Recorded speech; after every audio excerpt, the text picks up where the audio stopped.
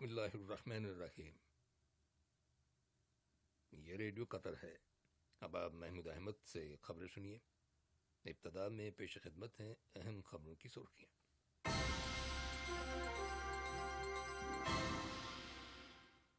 صاحب اسم امیر نے قطر کے دورے پر آئے ہوئے ترکی کے صدر کے ساتھ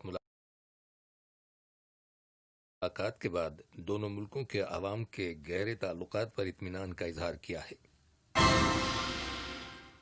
صاحب اسم امیر نے سلوا بیچ ریزورٹ کا انسپیکشن وزٹ کیا ہے، جہاں انہیں اس کی تعمیر کے مختلف مراحل کے بارے میں بریف کیا گیا۔ نائب وزیر اعظم اور وزیر خارجہ سے اسلامی مزاحمتی تحریک حماس کے پولیٹیکل بیورو کے نگران اور ان کے ہمراہ آئے ہوئے وفد کے ممبران نے ملاقات کی ہے، اور وزارت صحت نے اعلان کیا ہے کہ کورونا وائرس کے مزید 1986 مریض صحت یاب ہو گئے ہیں، جس کے بعد شفا پانے والے افراد کی مجموعی تعداد 88,583 ہو گئی ہے۔ یہ تھا اہم خبروں کا خلاصہ، اور اب سے چند لمحوں بعد تفصیل سے خبریں نشر کی جائیں گی۔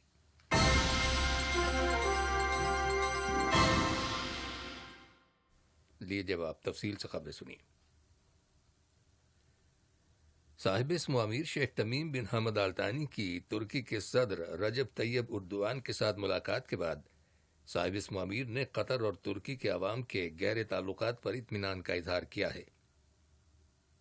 ترکی کے صدر قطر کے دورے پر آئے ہوئے تھے، جس کے دوران دونوں لیڈروں کے درمیان مذاکرات میں دونوں ملکوں کے اسٹریٹجک تعلقات اور تمام شعبوں، خاص طور پر اقتصادیات، تجارت، ایندھن، دفاع اور سرمایہ کاری کے شعبوں میں ان تعلقات کو فروغ دینے کے وسائل زیر بحث آئے۔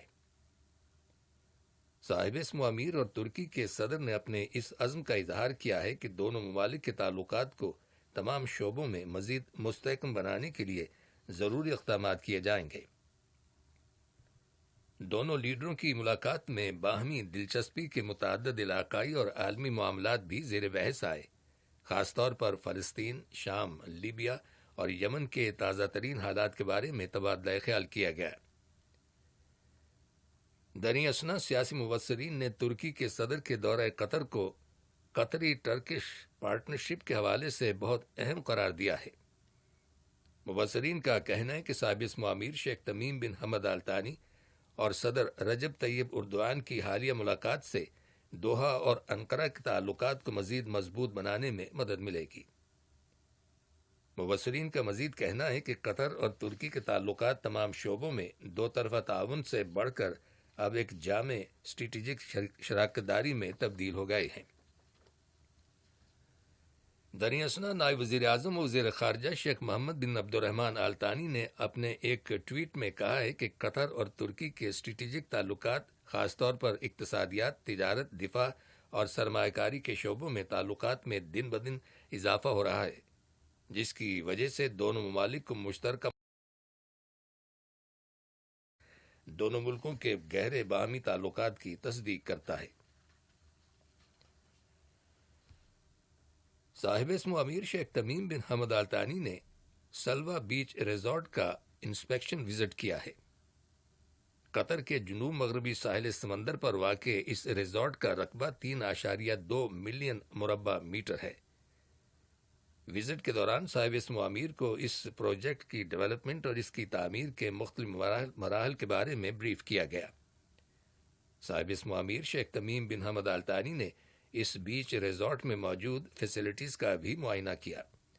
ان میں 115 ولاز، 246 کمروں پر مشتمل ایک 5 اسٹار ہوٹل، آبی تھیم پارک، کانفرنس سینٹر، بال روم، سپا، یاٹ کلب، میرین ڈائیونگ سینٹر، ایک شاپنگ سینٹر اور گرین ایریا یعنی سبزہ زار شامل ہیں۔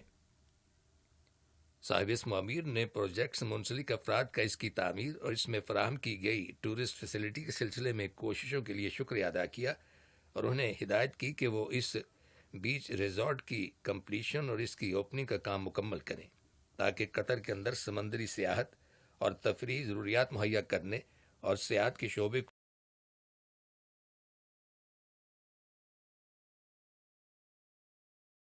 ترقی دینے میں مدد مل سکے۔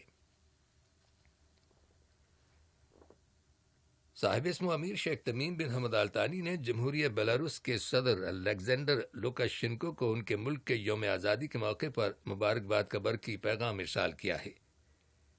نائب امیر شیخ عبداللہ بن حمد آل ثانی نے بھی اس موقع کی مناسبت سے جمہوریہ بیلاروس کے صدر کے نام مبارکباد کا تار روانہ کیا ہے۔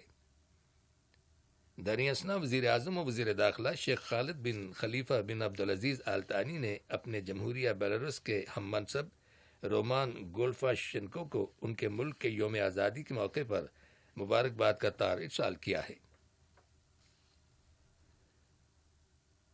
نائب وزیر اعظم و وزیر خارجہ شیخ محمد بن عبد الرحمن آل ثانی سے اسلامی مزاحمتی تحریک حماس کے پولیٹیکل بیورو کے نگران ڈاکٹر اسماعیل ہانیہ اور ان کے ہمراہ آئے ہوئے وفد کے ممبران نے ملاقات کی ہے، جس کے دوران فلسطین کے مسئلے کی تازہ ترین صورتحال کا جائزہ لیا گیا، خاص طور پر اسرائیل کے وزیر اعظم بنیامین نتن یاہو کے فلسطینیوں کے مقبوضہ علاقوں کو اسرائیل میں ضم کرنے کے فیصلے کے بارے میں غور و خوض کیا گیا۔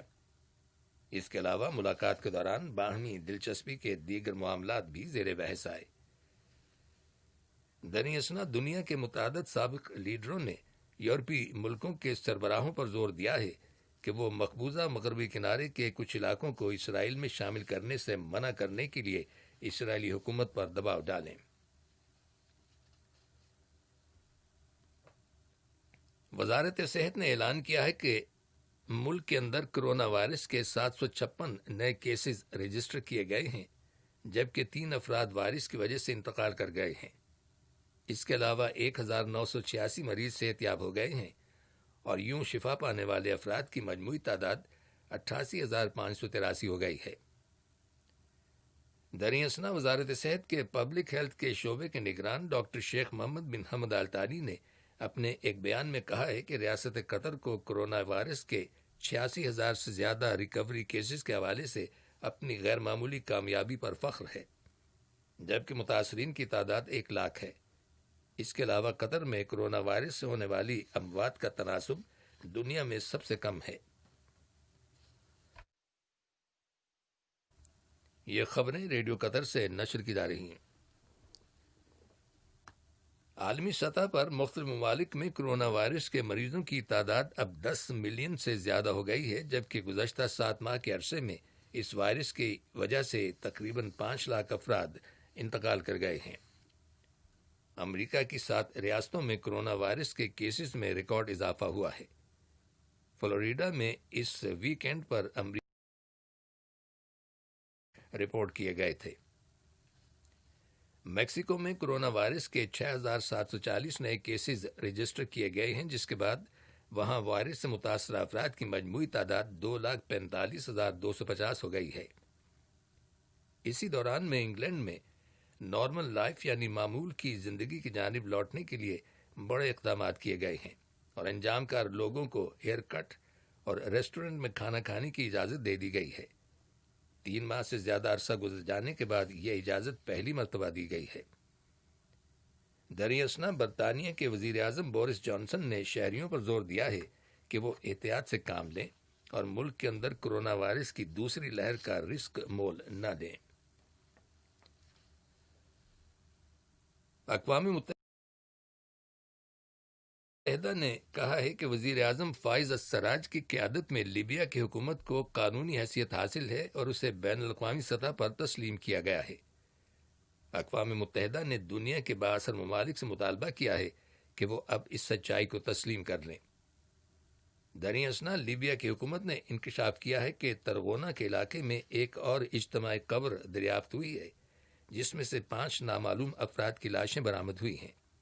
چنانچہ لیبیا میں اب تک اجتماعی قبروں سے ملنے والی لاشوں کی تعداد 219 ہو گئی ہے۔ ترکی کے شہر استنبول کی ایک عدالت میں سعودی صحافی جمال خاشقجی کے قتل کے سلسلے میں ملزمان ٹھہرائے گئے سعودی عرب کے 20 اہلکاروں کے خلاف مقدمے کی سماعت کل سے شروع ہو گئی۔ ان تمام ملزمان پر ان کی عدم موجودگی میں چلائے جانے والے اس مقدمے کی پہلی سماعت کے بعد اب آئندہ سماعت 24 نومبر کو ہوگی۔ یاد رہے کہ صحافی جمال خاشقجی کو استنبول میں سعودی قونصل خانے میں قتل کر دیا گیا تھا، جس کی دنیا بھر میں مذمت کی گئی تھی اور عالمی سطح پر سعودی عرب کے ولی عہد شہزادہ محمد بن سلمان، جن پر اس قتل میں ملوث ہونے کا الزام عائد کیا گیا تھا، کی ساکھ کو بھی نقصان پہنچا تھا۔ واضح رہے کہ سعودی سفارت خانے میں کام کرنے والے ایک مقامی ٹیکنیشین نے ترکی کی عدالت کو بتایا ہے کہ اسے سفارت خانے کے افسران نے جمال خاشقجی کے سفارت خانے کی عمارت میں داخل ہونے سے تقریباً 1 گھنٹہ پہلے ایک اوون میں آگ جلانے کا حکم دیا گیا تھا۔ مذکورہ ٹیکنیشین کا یہ بیان عدالت کے پہلے روز کی کارروائی کے دوران قلم بند کیا گیا۔ فرانس کے صدر ایمینول میخواں نے سینئر سرکاری اہلکار جیان کاسٹکس کو ملک کا نیا وزیر اعظم نامزد کیا ہے۔ سبکدوش ہونے والے وزیر اعظم ایڈورڈ فلپ نے کابینہ میں متوقع رد و بدل سے پہلے ہی صدر کو اپنا استعفیٰ پیش کر دیا تھا۔ جیان کاسٹکس اب نئی کابینہ تشکیل دیں گے۔ گزشتہ جمعرات کے روز میانمار میں لینڈ سلائیڈنگ کی وجہ سے مٹی کا تودہ گرنے سے سینکڑوں مزدور تودے کے نیچے دب گئے تھے، جنہیں نکالنے کے لیے امدادی کارروائیاں ابھی بھی جاری ہیں۔ اب تک 162 افراد کی لاشیں نکالی جا چکی ہیں اور حکام نے ہلاکتوں میں اضافے کا خدشہ ظاہر کیا ہے۔ اس کے علاوہ 54 افراد کو زخمی حالت میں نکالا گیا، جنہیں علاج کے لیے اسپتال منتقل کر دیا گیا ہے۔ آخر میں اہم خبروں کی سرخیاں ایک بار پھر سن لیجیے۔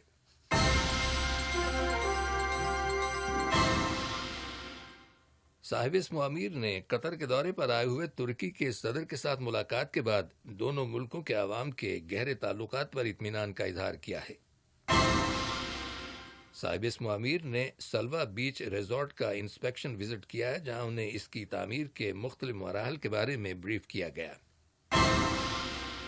نائب وزیر اعظم و وزیر خارجہ سے اسلامی مزاحمتی تحریک حماس کے پولیٹیکل بیورو کے نگران اور ان کے ہمراہ آئے ہوئے وفد کے ممبران نے ملاقات کی ہے۔ اور وزارت صحت نے اعلان کیا ہے کہ کرونا وائرس کے مزید 1986 مریض صحت یاب ہو گئے ہیں، جس کے بعد شفا پانے والے افراد کی مجموعی تعداد 88,583 ہو گئی ہے۔